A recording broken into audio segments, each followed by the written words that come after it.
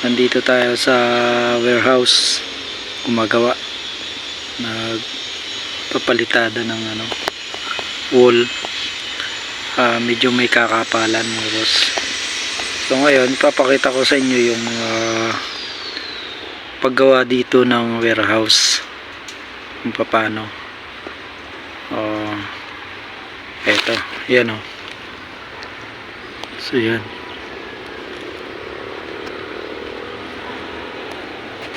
So yan, may plastering na siya, tapos may nilalagyan na siyang tibong. Doon naman sa gawiron,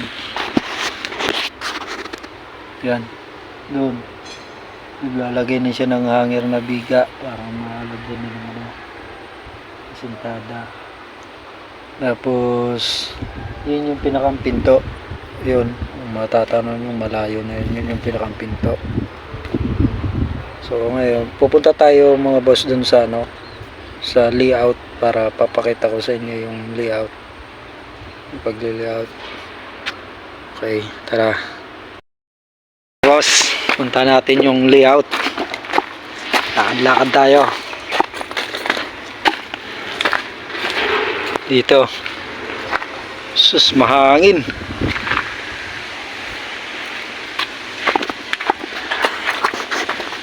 So dito nga pala kami nagpapalitada yan, yung mga wall na yan. Okay, yung layout dito gawi yon, yung gawi doon. So yan po mga boss, ito yung layout natin.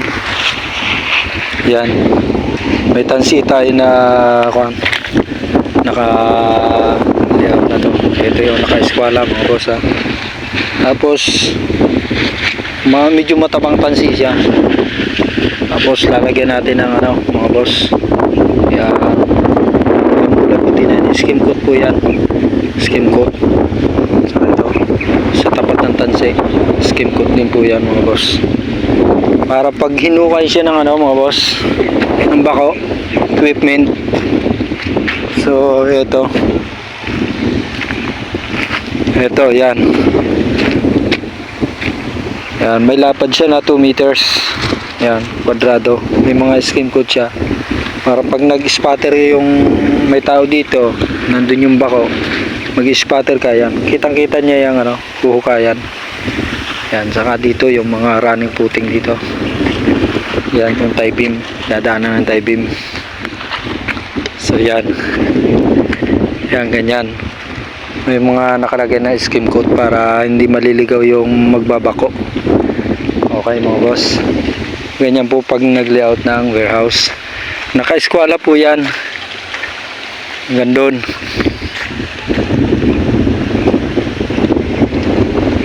Yan, yan ganito.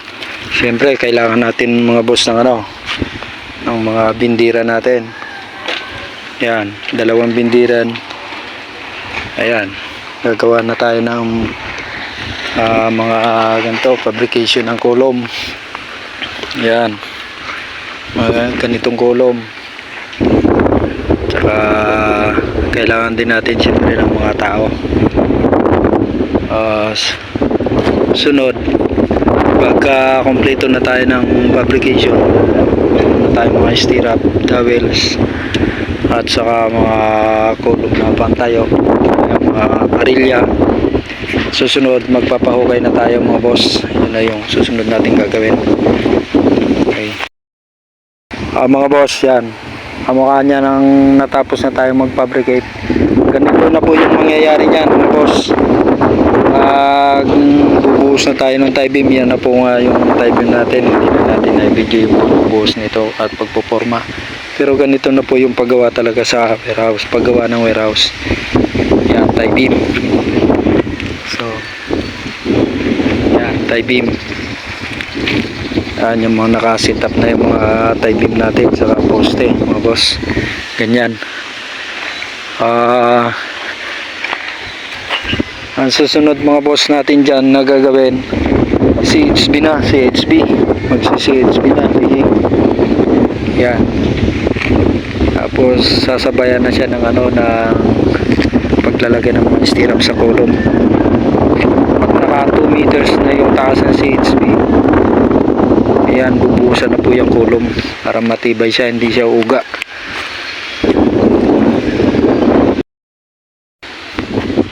So yan po, tie beam na, may tie beam na siya. Ang pinambubuhos natin dyan ay mixer na 1 bagger. May timpla tayo na na 3 bag na o 3 na timba na buhangin at saka 4 na timbang graba sa isang supot na semento. Ganyan po ang timpla natin dyan, class A.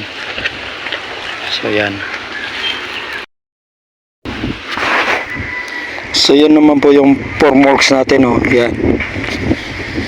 Yan, siyempre naka-spacer siya. Okay. Tapos yan yung lalim. Yan, 3 meters yung lalim.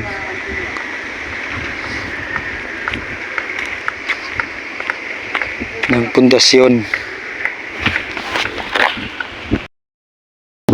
Sunod mga boss, ito na, nasa CHB laying na tayo. Ganyan na mga boss, every 7 layer lang bubuhusan na yung mga poste para hindi siya uga, matibay siya, matibay. Pagka 7 layer may buhos na yung mga poste, magdudugtong na ng mga bakal, tapos maglalagay na ng mga scaffolding. So ganun po mga boss, yan.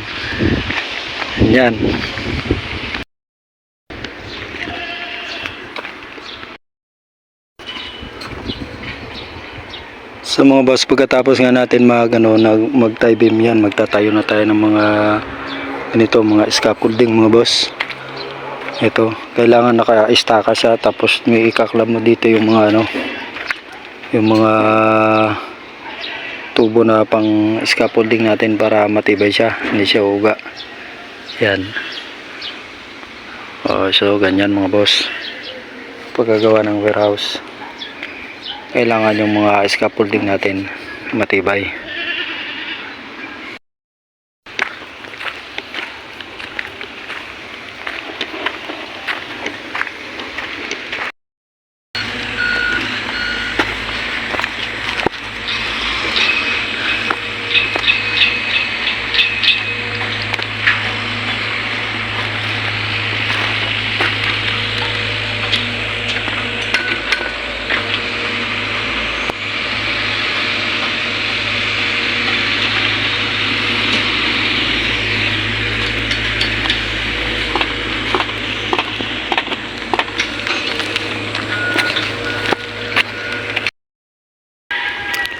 Siyempre mga boss, pagkatapos natin mag tie beam ganyan na, CHB laying na ang susunod natin yan, mga ganyan po mga pagagawa. May mga scaffolding na every 7 layer, maglalagay ka ng mga scaffolding na tubo.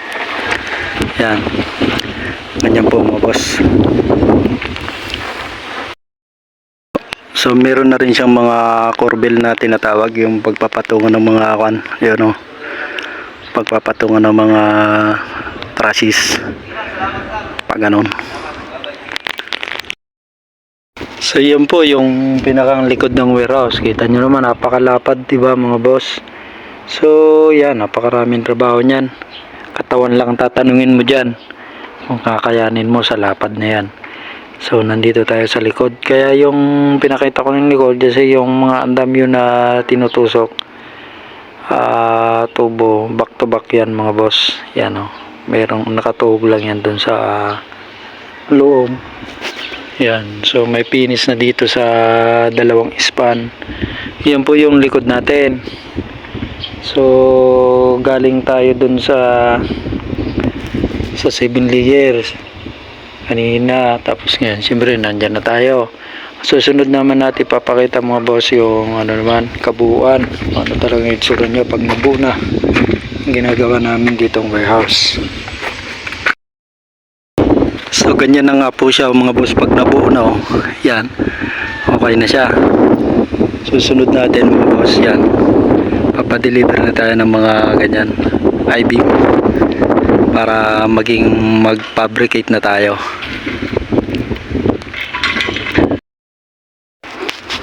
So yan po mga boss, kung matatanong ninyo, yan. Pag may bubong na siya, ganyan na siya, oh. 1, 2, 3, 4, 5, 6. 6 siya na warehouse.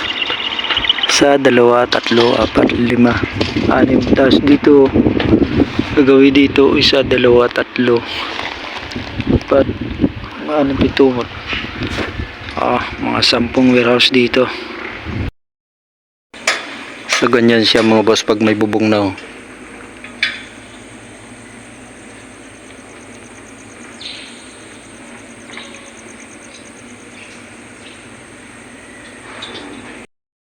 Tulad nga po ng mga sinabi ko mga boss dyan sa mga video, yung mga yung pinakita ko po mga boss sa video kong ito, yung kung paano ginagawa yung mga warehouse.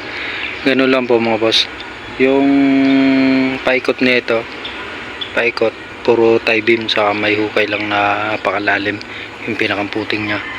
Wala po siyang mga cross beam, ganun lang. So ang talagang tibay lang po ng warehouse na to yung pundasyon niya at saka yung tie beam, ayun, at saka yung tamang paggawa. Yun lang po mga boss. Timpla, una yung timpla ng halo at saka yung pang installation ng bakal. Okay, sana po mga boss ay may natutunan kayo sa konting video natin, konting tips sa mga na-experience dito sa